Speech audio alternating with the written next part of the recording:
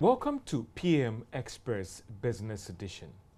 Inflation rate has been going up over the past month, but what is driving this rise? And what can be done to slow down the rate? And again, has the economy recovered from the shocks of COVID-19? And can we now go back to business as usual, or we just have to tread cautiously? Well, all these issues wrapped up on PM Express as we engage the government statistician to get a better understanding of the inflation rate issue. Way back in school, we were told that a lot of money chasing few goods. But it appears that those dynamics and definitions have changed going on when it comes to the real economy, the situation on the ground. Well, I'm joined by Professor Sumakomninim. He is the government statistician, and I appreciate your time so much, and thank you so much for giving us the opportunity to join you in your office. And how are you doing, Prof? Doing very well, George. Thank you very much. And after the population census and all the rest, we believe that things have normalized now and you can take things a little bit easier. Still, the pressure is still on. Indeed, the workings of the population housing census is an activity that is for a relatively short period, and it was that intense, but subsequent to that, we're going about our normal duty. So yes, things have normalized. But I understand that the release was supposed to be done in phases, right? So in percentage-wise, are we looking at maybe 60% or 70% or, yeah. So. Let me say in percentage-wise, we've done about 50% of the work, i.e. we had the preliminary results to put out, we had the report on the proximity analysis, and subsequent to that, we've done all the volumes for the general reports, which essentially covered all the 11 thematic areas for the 2021 population housing census. Work has started on the front of the thematic and analytical report, and we've initiated conversations with the Ministry of Local Government, Decentralization and Rural Development for the writing of the regional and district reports. So just like, unlike the GDP where we talk about provisional numbers and all the rest, which we might look at the situation of a +1 or -1, the situation of population census, the numbers are out. What has been done now is a breakdown, so nothing will change in terms of the headline numbers. I stand to be educated, please. Yes, you are right. I mean, we did the same for the population housing census. As you recall, we did initially put out the provisional figures, and later on we put out the final figures. The headline figures, as you've rightly indicated, are not going to change. But one of the reasons why we do a post-enumeration survey is once we are doing analysis at the thematic and analytical report, there are some adjustments that do take place, but those adjustments do not affect the headline figures. It's for purposes of understanding relationship projections that we expect between two or more variables. So the headline figures, as we've released as 30.8, remains as it is. And let me sorry to come in again that for you as a statistician, and you worked with these numbers as an academician, and now you are in the forefront. Did it surprise you with what we gathered? Or, well, anybody with working with data, you do extrapolations and all this. So even before you got here as an academician, you all had the rough numbers that you were working with. I mean, that is what really guided the entire census undertaking. You'll recall that ahead of the release, we compared our number with some expected numbers. From 2010 up until 2021, we're doing annual projections. So we're clear in our minds the figure that we expect our population and housing census figure to get close to. We compared that from the United Nations Population Bureau. We compared that with the United States Census Bureau, and based on the residential structures and non-residential structures, we're able to, as you rightly said, project based on the average household size. So we had quite a number of alternatives for us to benchmark the figure that we had. And as we clearly said, all the indicators that we had showed that our 30.8 million was within a range of plus or minus 3%. So it was within a reasonable margin in terms of what we expected. Prof, let's come to inflation rate and all over the world. I mean, a day wouldn't pass without opening the wires or the news to see that, I mean, 40-year high, UK 30-year high, and all the rest. Growing up in secondary school, we thought about inflation being more money chasing fewer goods.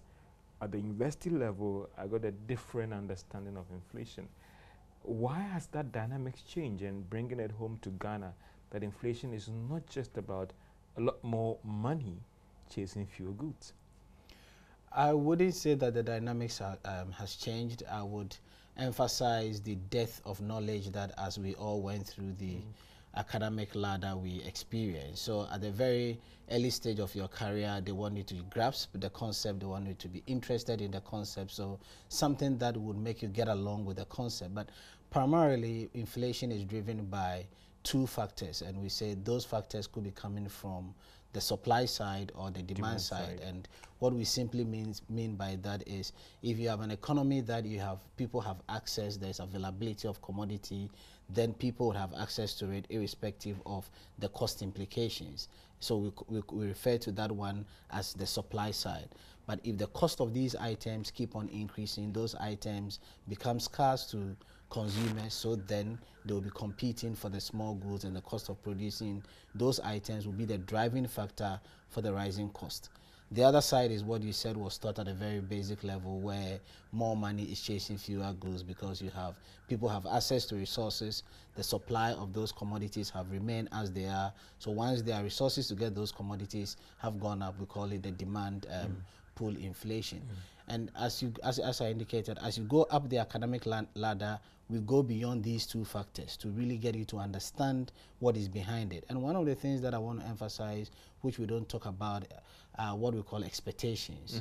There are instances where from both the demand side and the supply side, from a cost point of view and a money point of view, they wouldn't have changed. But because of happenings at different levels of aggregations or disaggregations, people tend to react in a certain way, expecting that things are going to change. And I always say that this is the soft side of economics that we always do not pay attention to, in terms of what is happening within the economy, the confidence that we have in the economy, what is happening in the global economy, and people's expectations. Now prices are going up and people are attributing diverse reasons to it. But we should be careful of the artificial variations in prices that are occurring simply because of expectations. And government needs to pay some leaning to that in terms of how do we address the expectational challenges that we have. It is difficult, though, to address expectations. But so if I get from you, inflation is more of demand-driven and supply-driven, and these are the two basics that for the general public and for the viewers we should get. So it could be a demand where we have more money chasing fewer goods, and also a supply problem when the supply can meet the demand requirements of the public or consumers, right? Yes, so that is a basic, that is the entry point. But we always need to think beyond these two factors, as in what is driving the cost side and what is driving the demand side. So what is driving the demand side could be variations in wages. What is driving the demand side could be variations, could be distributional challenges in terms of the inequality that we have. What is driving the supply side could be a production problem. So behind the demand and supply are what we call the distant but real factors that drive the cost side and the supply side and the demand side. So I've mentioned a few of them. I mean, the starting point is, think about it as you said in the introductory remark. How does your real sector looks like in terms of production? What are we able to put on the market to meet consumers' needs?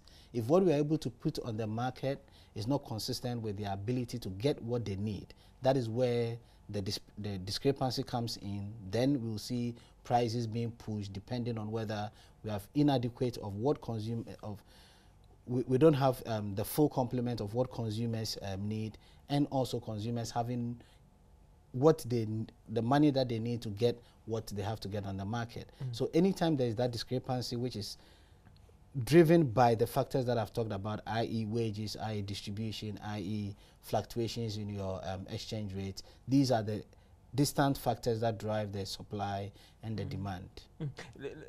Yesterday, listening to you when you announced this, it's called data released to the public. I mean, inflation is at 23.6%. And I'm trying to understand the Ghana situation. What is driving the rise in inflation? Is it a supply-driven inflation or a demand-driven inflation? So let's put it this way. In discussion on inflation, we always need to think about the sources of inflation and the causes of inflation. That is why I try distinguishing between the immediate factors and the distant factors. For us at Ghana Statistical Service, when we are computing, so this is a computational issue rather than establishing what is the cause and what is the effect. We need to separate those two discussions. So let's start with the computational issue. From a computational point of view, we put together 13 divisions. We look at their variations in the cost. Let's always have in mind that inflation is not about price levels. Inflation is simply about the rate of change in the prices of goods and services. And as a country, we've identified 307 items based on our living standard survey. And the assumption is that households in Ghana purchase these 307 items on a monthly basis. So once these price changes, the consumer price index changes. And then the inflation is simply the measure of the relative change in the two indices of the consumer price levels. Either it is the index, and that index, as I indicated, is the price of the basket of the fixed items that are purchased. So the inflation is measuring the change in the price indices at two different times, either on a month-on-month basis or on a year-on-year basis. Who determines that basket? And Prof, help me out as we try to break these issues down, because George, your first basket of consumption would not be the same as Prof's consumption of basket in terms of what you're taking, maybe the Exeter corned beef or all those things in that basket compared to George maybe doing Abolo and Kita Schoolboys and all the rest. How does that dynamics in consumption patterns impact that basket that you are measuring in terms of the index when it comes to inflation? So it's important for us as a country to regularly understand the living standards of the populace or persons in Ghana. That is why Ghana Statistical Service every 5 years conducts the Ghana Living Standard Survey. The basis of the Ghana Living Standard Survey is to understand income and consumption expenditure patterns, and obviously we add other dimensions to it. So we have a model in the Ghana Living Standard Survey that focuses on expenditure. So once we collect information on the expenditure, it enables us to estimate the share of each item out of the total expenditure of food that households buy. So for instance, if a lot of households are purchasing, let's say, rice, the share of rice relative to the total consumption food expenditure would be high. So the Living Standard Survey is the basis for identifying the weights that we put on the items, which is simply signifying the importance that persons in Ghana attach to the items in the basket.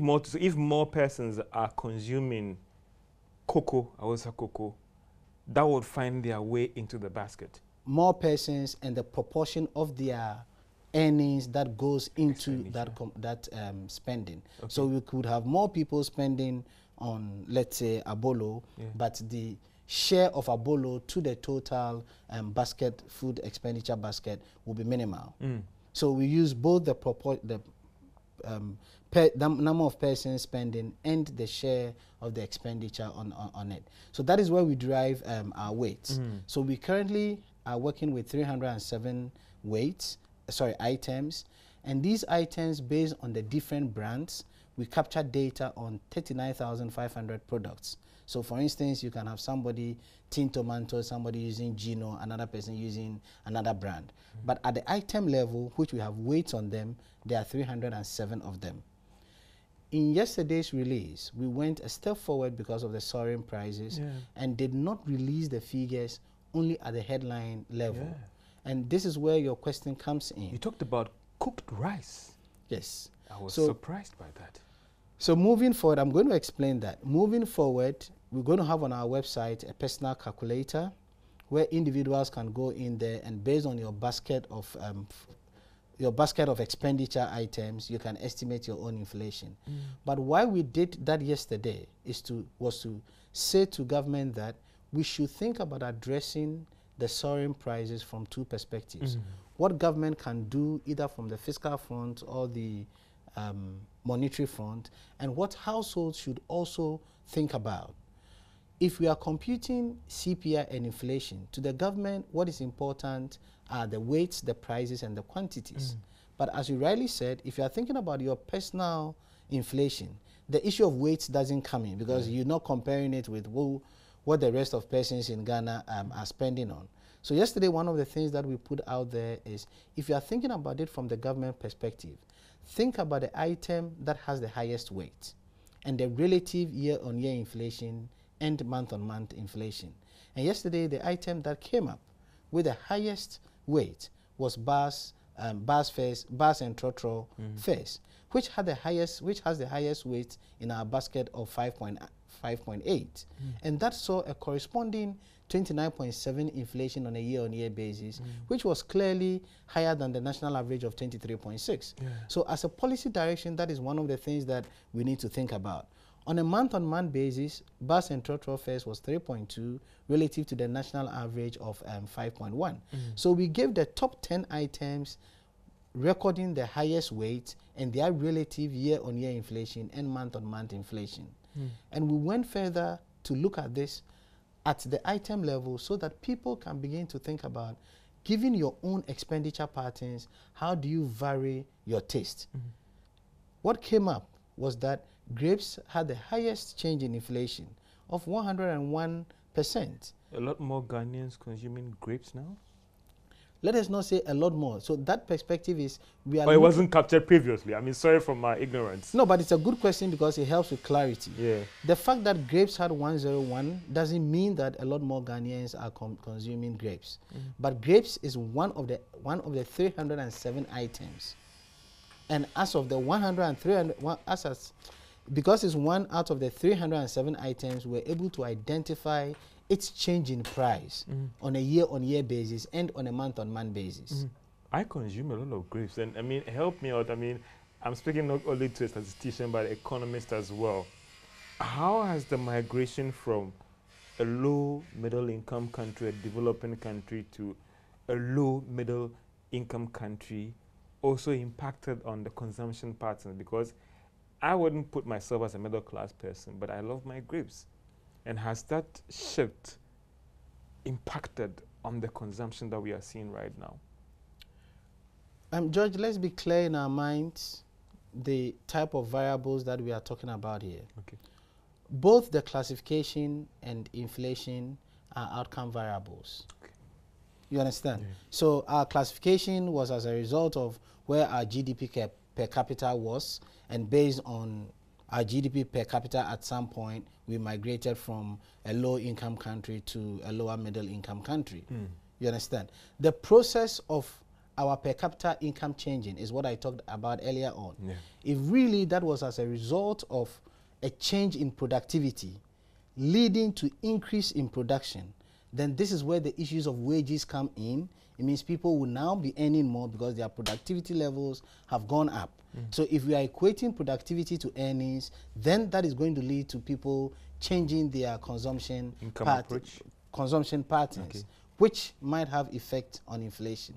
So we need to be clear in our minds the transmission pathways for graduating to a lower middle income country vis-a-vis whatever implication that would have on inflation. Prof, there have been questions about, again, the relevance of certain items in the basket, and that is sometimes what has fueled people questioning the numbers and all the rest. How relevant are these items in the basket as of now? I mean, you're talking about cooked rice. Are all these items in the basket now that relevant that if we come up with the national average, indeed it will reflect the situation on the ground? George, as I explained earlier on, we arrive at these items based on its share of expenditure to the total basket. So this is not Ghana Statistical Service saying that based on my opinion, based on subjective basis, we think cooked rice should get into the basket. But we do a living standard survey, and based on the share of expenditure, we get the items into the basket. One might argue that this exercise was done based on the GLSS 7, which was done in 2017, so it's 5 years down the line. But that is exactly the reason why GSS is in the field now doing the annual household income and expenditure survey. And thankfully, we're going to run this survey throughout the year. Next year, we're going to follow it up with our 8th Ghana Living Standard Survey, which will definitely give us an updated items reflecting the importance that people put on these items in their respective households. But let me get this understanding from you, and again, reacting to some of these concerns out there. How relevant is this national data, as in this 23.6%, to the current happiness? I mean, for you, is it a true reflection for those who would question this data based on the work that you've done and what you have seen in the bigger picture? I'm going to speak based on what we hear people talking about, and from my point of view, it's not really about whether it should have gone lower than the 19.4 or higher than 19.4. I think the reality on the ground, what you hear people saying is that prices of commodities keep changing. I think what we were not too sure about was the extent to which the price would change between March 2022 and April 2022. And George, this is one of the reasons why we are emphasizing understanding the immediate effect and the pass-through effects. Yesterday, we put to the fore a 4th item out of the 13 divisions that recorded a higher than national rate of inflation, which was household equipment and maintenance. I had earlier on also indicated that bus and trotro fares with a weight of 5.8 recorded an inflation rate of 29.7. George, if you take these two items moving forward, there is potential pass-through effect. And what that simply means is that if house owners are incurring higher costs in terms of household equipment and maintenance, the tendency of passing on this through rent, which is also one of the 307 items, is very high. So we might not have effect of wherever the source of household equipment is because of the potential that house owners would also pass on this through rent to final consumers. And clearly the effect through the bus trotro fares need not be mentioned because we all know. Because if that keeps on increasing, then the other chain on the system would also be varying their prices. I get from this was a past event, and looking at the past event, that was indeed a true reflection. I mean, this is based on April 2022. And discuss and stands by what they've put out. Yeah, and we are yet to release May 2022 inflation. So if we don't think about policies that will sort of dampen the effects or dampen the potential effect of household equipment and maintenance and increasing bus and trotro fares, it's going to reflect in the inflation that we're going to see. This is PM Express Business Edition as we talk about inflation, the drivers, and the bigger economy as well, and getting some deeper understanding with respect to what is driving this and what should be the policy measures. Ghana's rising inflation rate and the economy on PM Express Business Edition. We'll take a short break. When we get back, we'll be talking more about the necessary policy recommendations and also the larger economy as a whole. We'll be back after this break.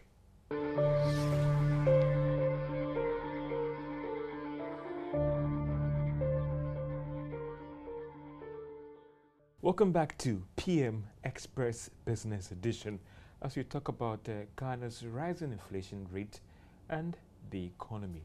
What is driving this rate and what can be done to slow it? And again, has the economy fully recovered from the shocks of COVID-19? And can we return to business as usual, or we need to tread cautiously?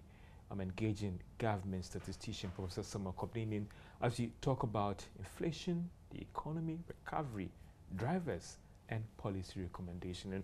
And thank you so much, Prof, as you were getting some deeper understanding on the inflation 101 and the drivers and all those things. What you again highlighted in this inflation bit was about food being the major driver. And I asked myself that in the past I had stories about a lot of production going on and all the rest in terms of food and all those things. Is it the problem about the fact that what we have produced is not getting onto the market, which you try to explain some of the Q&A, or somebody is deliberately hoarding this food? Thank you very much, George. So let's get the numbers clear to help us better understand what the potential pass-through effects are. So the April 2022 inflation, 23.6. If you disaggregate it, you get food inflation. So we put food and non-alcoholic beverages as one component, and alcoholic beverages, tobacco, and narcotics as the second category. So if you put it into these two categories, you have food recording an inflation rate of 26.6 for the month of April 2022, and non-food, that is alcoholic beverages, recording inflation of 21.3. The margins between food and non-food that we recorded for April is just about the same, 5.3, 5.4, as we did record for March 2022. The rates or the levels should be discussed differently from their contribution to overall inflation. Okay. So in terms of rates, you see, as I indicated, food 26.6. But if you look at it from a contribution point of view, and we do this from the 13 divisions that we have, and again, isolate only food and non-alcoholic beverages, and the contribution of food for April 2022 was 50.0, indicating a 1.4 percentage drop relative to what we recorded in March 2022. We saw that of housing, water, electricity, and gas also reducing by 0.4 percentage points from 11.6 to 11.2. And that of transport stayed the same, 14.9 for March, and again 14.9 for April 2022. The reason why I'm giving these numbers is, if you think through this, it tells you that between food, 50%, housing, water, electricity, and gas, 11.2%, and transport, we are getting about 3/4 of the of the 23.6 inflation rate coming from these three items. That is food, transport, and then food, non-alcoholic beverages, 50.0, housing, water, electricity, and gas as one component, 11.2, and transport as the third component, 14.9. So these three components are accounting for about 3/4 of the 23.6 inflation that we recorded. George, what we've done moving forward is to further understand this from an imported item point of view and a food or a non-food item point of view. So in yesterday's release, for the first time, we tried getting policymakers to think about, okay, of the 307 items, which items saw price increases and which items saw price increases higher than the 23.6, and then put these items in 4 categories. So of the 307 items, 295 of them saw price increases in the month of April 2022. We got 7 of them not recording any change, and 5 of them which saw price reductions. And out of these 295, 99 of it saw price changes higher than 23.6. So, Joy, this is where we are telling policymakers that as part of your conversation, look at these items from the perspective of whether they are local food, whether they are local non-food, whether they are imported food, or whether they are imported non-food. For us to begin to appreciate the extent to which we can tackle the problem based on what you said. Because now if you begin to think that production is going up, but prices keeps going up, where is the problem? But all of us appreciate the fact that between production and the reach of the commodity to the final consumer, there are different steps. One of which is the key issue of transportation, one of which is the key issue of storage, one of which is the key issue of marketing.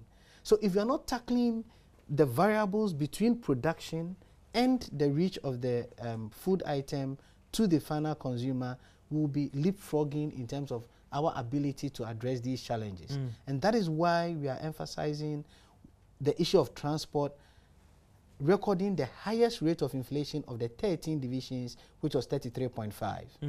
It has the highest weight in terms of bus and trotro fares, 5.8, and bus and trotro fares as an item under the transport division recorded an inflation rate of 29.7.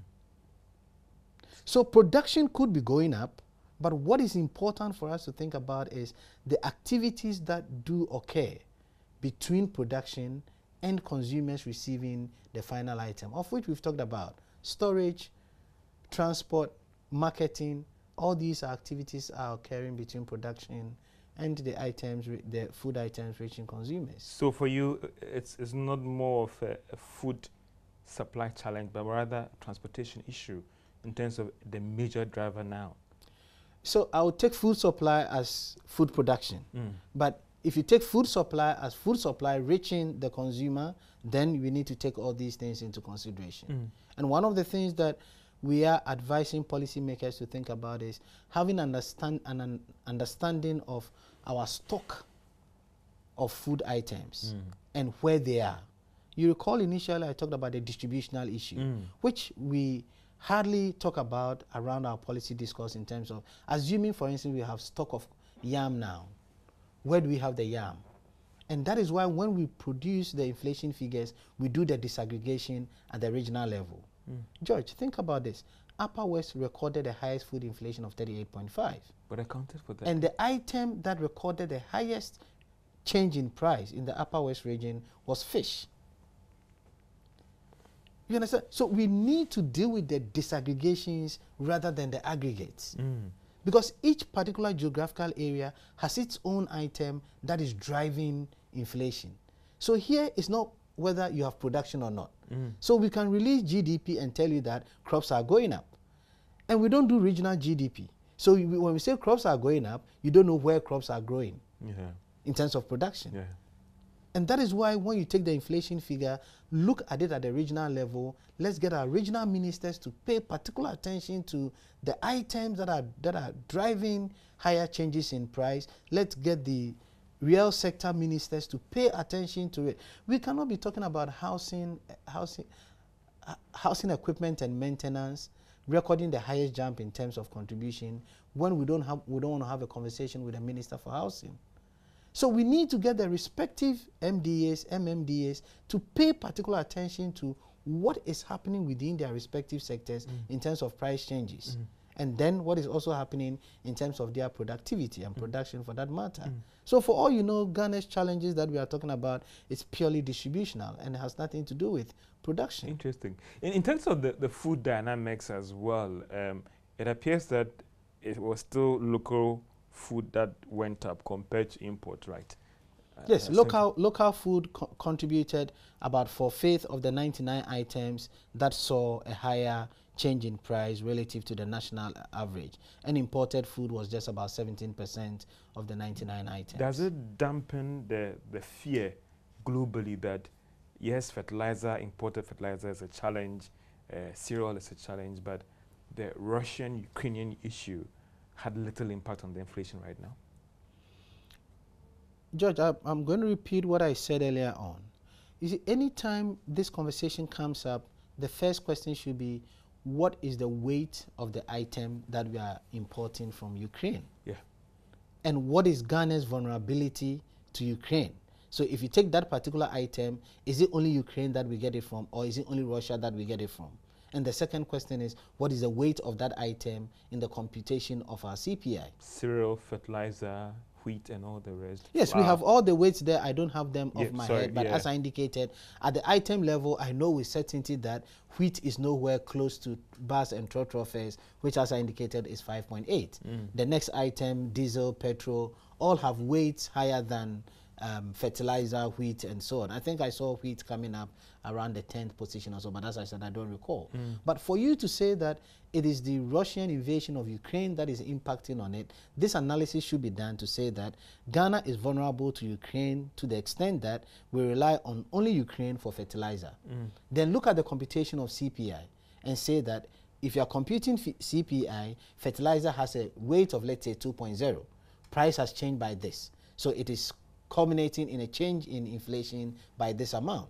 Otherwise, we can all say that, yes, for the fact that the price of wheat are going up, and for the fact that Ghana imports from Ukraine wheat, then it is contributing to. But the extent to which it's contributing to it, it's potentially negligible. But so from what I got from yesterday, it's more secondary. It's not what is driving the spikes that we are seeing. If you look at the weight items, as I indicated, the item of the 307, the item with the highest weight is bus and trotro fares, 5.8. Diesel follows, petrol follows, and all these items are recording weights higher than wheat and fertilizer. let me be quick in saying that if you take flour, it's an item in our 307. If you take bread, it's also an item in 307. We always need to understand that if you pick one item, is it an input or is an output? So in this case, wheat flour is an input for the production of X number of things. If you have multiples of these outputs in the as part of the 307 items, once flour or wheat changes, the price of that changes, is going to have multiple effects on all the other outputs that it serves as an input. So although you'll be seeing it as having a minimal weight on the face of it, it would have what we would want to term as a multiplier effect on all the other outputs that rely on wheat flour as an input. And the same applies to fertilizer. So this is the kind of analysis that we need to do to say that if we want to reduce inflation by 0.1, these are the items that we want to tackle to complement whatever monetary intervention we're doing. Influence that decision of yours, and I stand to be educated when you say that even on your website you're going to put a personalized calculator on in terms of people calculating their personal inflation. What has, in terms of trying to make, is it one of those measures that the SCAL service is trying to bring the data home, the numbers home to people, so that this remote thing, oh, inflation is somewhere else? Until yesterday, even in our news reporter, we tried to draw home the impact, said, wow, my investment are being eroded, my disposable income is being eroded. Then people now feel connected more with what you're doing. George, you're absolutely right. That is the reason. I mean, recently CNN had a headline which said that averages does not explain United States. And following the census and all the releases that we've done, I have that inclination to always hone in on the fact that aggregates, summary statistics do not explain what we are seeing in Ghana. And the simple reason is that we could have a wide variety. I'm saying we could have because we've not estimated the extent to which there is that variability. But if there is wide variability in terms of personal consumption or the basket that people rely on, if you say inflation is 23.6 and people are mainly consuming or relying on the top 3 items that have seen over 80% change, they'll be thinking that inflation is about 50%. And on the other side, those who rely on items that have seen about just 0.1 or 0.2 change, they would not associate with the 23.6. So we are now getting people to say that, let me try and calculate my own inflation given the basket of commodities that I consume. I mean, if you don't rely on flour, if you don't rely on bread. But some would say, to what end? I mean, one would say that, I remember economists like Dr. Joabe would say that we all want to wait for the statistical service to release their data on inflation, on GDP. No institution, nobody has the right to do that. And let's trust in their data integrity, and we are all going to work with their data. Having that isn't then going to spill other serial data outside there, because someone saying, listen, is the constitutional mandate, is the mandate of the SCAL service to do that, and we know they are doing the right job. So let's be clear in our minds what an official statistics is, who has the mandate to release the official statistics, and people generating statistics to understand their own lives or understand some work based on experimental basis or exploratory basis. So if you look at our mandate, we are producing national official statistics, and we designate official statistics at 3 levels. The first level is saying that the national statistics is what the Statistics Advisory Committee, Ghana Statistical Service in the lead, has put out there as the figure representing the country at the national level. And then we say that if you collect some data, either national, subnational level, once it's not gone through the mill of harmonization, certification, you cannot classify it as a national statistic. So our inflation for Ghana is 23.6, as has been released by Ghana Statistical Service. So if any other agency generates that, it wouldn't qualify or match up as the inflation rate for the country. And the personal inflation calculator has nothing to do with a national statistics. It just wants you to understand the variance between your basket of items that you consume and the national figure. So, I mean, after all said and done, one would say that what should be the policy recommendations to slow the rate? It has to be gradual, some would say. First, the fiscal and even the monetary as well. We hesitate, and I personally hesitate jumping into policy recommendations. All that I've tried to do, George, this evening is to get you to appreciate the multiplicity of pathways that will lead to change in our inflation figures. I mean, we started this conversation by saying that there's the supply side, there's the demand side. Beyond the supply and the demand side are wages of production, are wages of external influence, are issues of expectations, and so on and so forth. What Ghana Statistical Service has done has nothing to do with do this and this will change. But what we have done is to point the policymaker as to the source of the inflation. So now we are telling the policymaker that hitherto locally produced items had a higher inflation rate than imported inflation. But now we are seeing imported inflation recording 24.7 and locally produced inflation 20.0. This is not to tell the policymaker that prioritize imported items relative to local items. Because I have also gone ahead to mention to you that if you disaggregate the 99 items that saw rates higher than the national average, 2/5 of the 99 items are food items that are produced locally. So I'm saying that let's get the real sector ministry or ministries to look at our stock of grains. And then once we look at our stock of grains, you know that there's a potential of solving 2/5 of the 99 items that have seen an increase. So there should be further conversation to see the weight to which monetary policy will solve it, the pathways by which monetary policy will solve it, the extent to which we can identify the real sectors, i.e. the transport, the housing, the food. They all are recording rates higher than the national average of 23.6. So we cannot just rely on one policy instrument and say that that is what is going to work.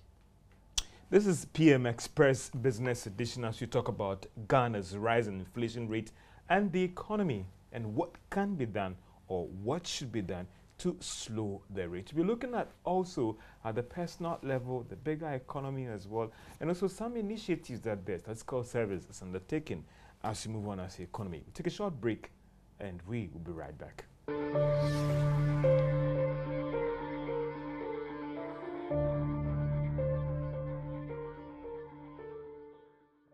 Welcome back to PM Express Business Edition as we talk about inflation and the economy and what is driving it and what can be done to slow the rise in inflation rate with the government statistician. And Prof, in earlier when you were trying to explain to you, tried to draw attention to the transport issues, fuel and all the rest. And yesterday when the numbers came out, one of my friends was like, what, 23 point, this thing?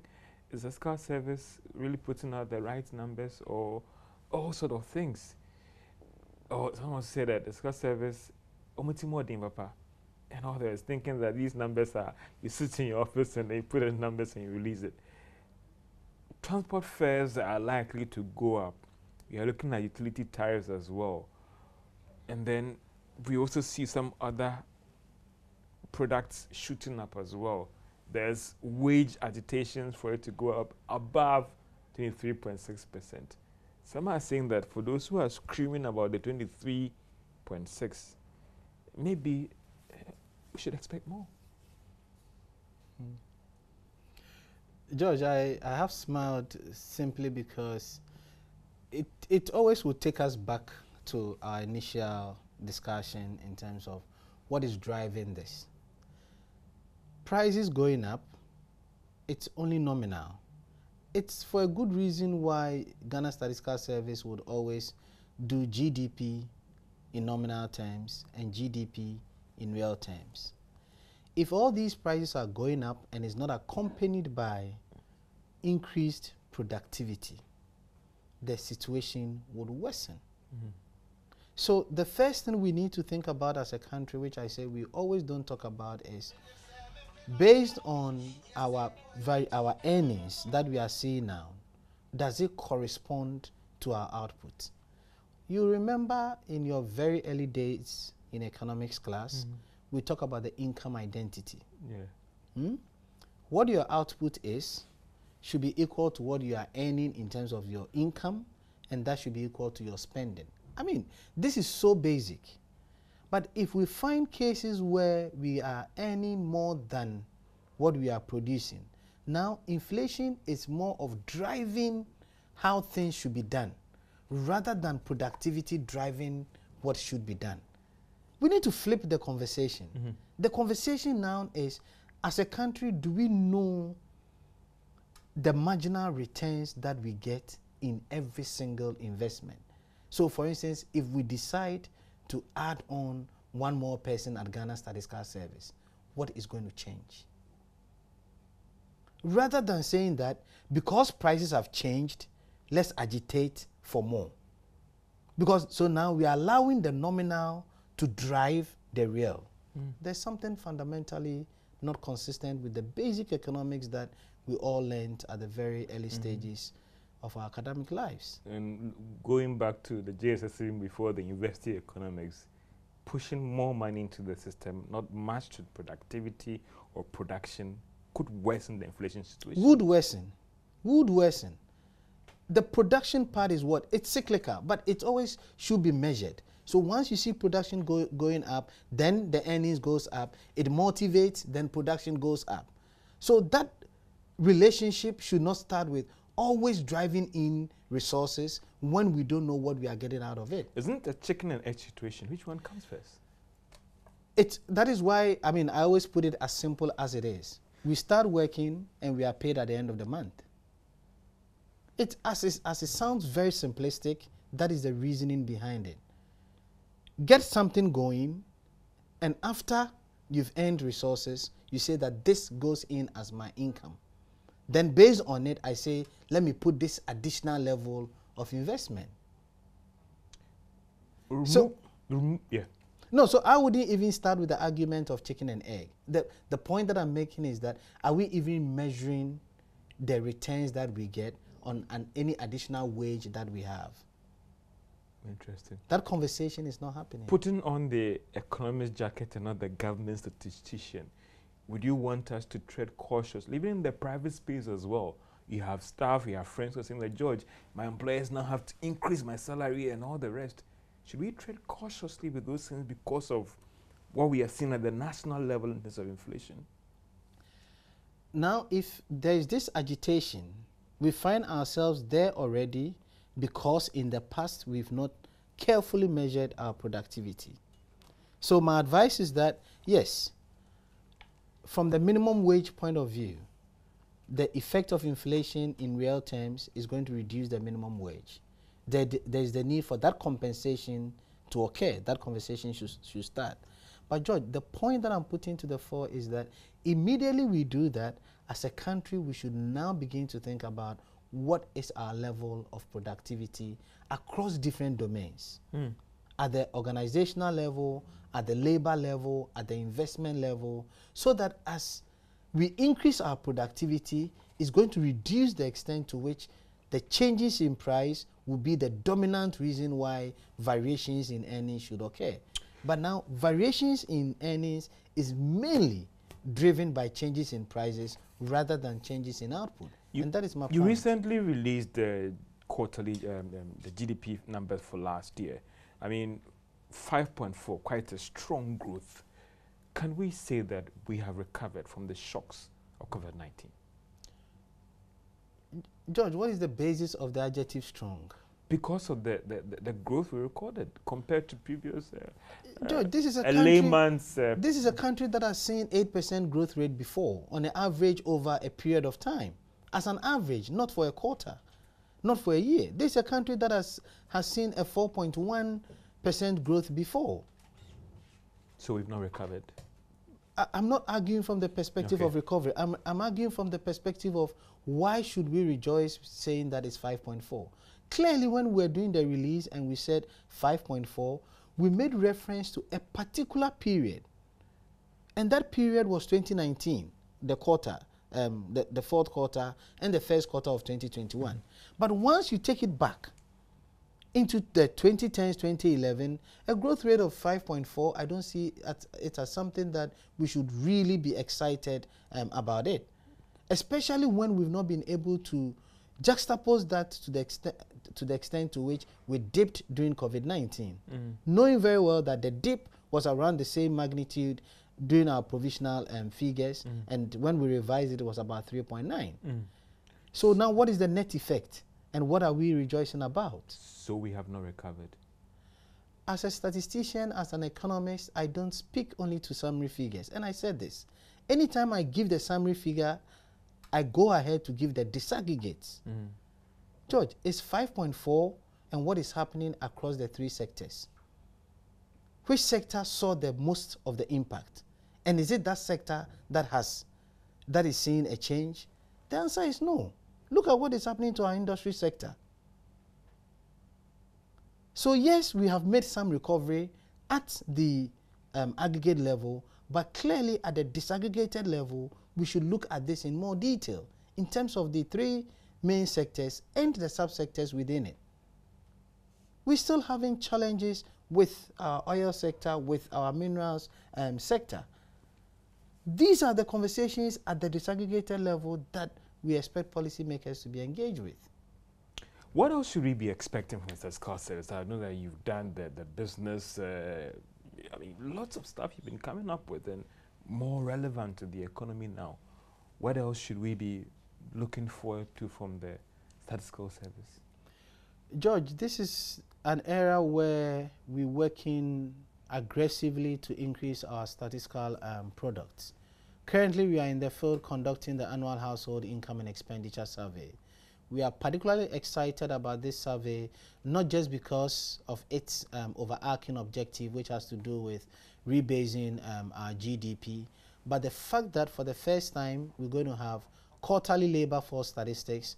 For the first time, we're going to have quarterly information on food security. And from our point of view, these are some of the critical data sets that we've been producing them, but we produce them at an irregular pace. So it doesn't really help us to understand the impact or the returns that we get on policies related to food security, on policies related to employment. So throughout 2022, we're going to release quarterly data on employment, unemployment. We're going to repeat the same exercise in 2024, and in between, we're going to run the Ghana Living Standard Survey. You will recall that in 2013, we did the Integrated Business Establishment Survey, which gave us about 634,000 business establishments in the country. We've started preparatory work on that exercise, and hopefully next year we're going to do the first phase, which is the census of all business establishments that we have in the country.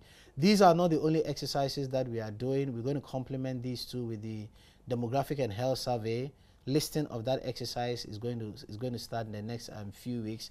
Towards the end of the year, we're going to collect data, which will give us information primarily on the health indicators of children and women that we have in the country. So this is what we're doing at Ghana Statistical Service, and we're hoping to get the cooperation of all the stakeholders so that Ghana Statistical Service will produce the reliable and timely data needed to drive our development. Some corporate partnership as well, some would say? Yes, we're going forward to work closely with the private sector, especially on the Integrated Business Establishment Survey, because a lot of businesses are in the private sector and we need their cooperation moving forward. The good thing is that we've started packaging our products to serve not just the public sector, not only government, but our products are being tailored to serve the private sector in terms of the kind of investment decisions that they have to make, in terms of where they have to locate their businesses, the competition, the auxiliary services that they're going to get, and all these will serve the needs of the private sector. Prof, I appreciate your time, and I thank you so much for your time. And I know that the debate will still go on, but I think I have been educated. I don't know about you in terms of still appreciating the dynamics of inflation, what goes into it, accounting, the drivers, and the necessary policy measures that should be put in place to deal with the situation on the ground. This has been PM Express Business Edition as we spoke about inflation and the economy. Have a great day.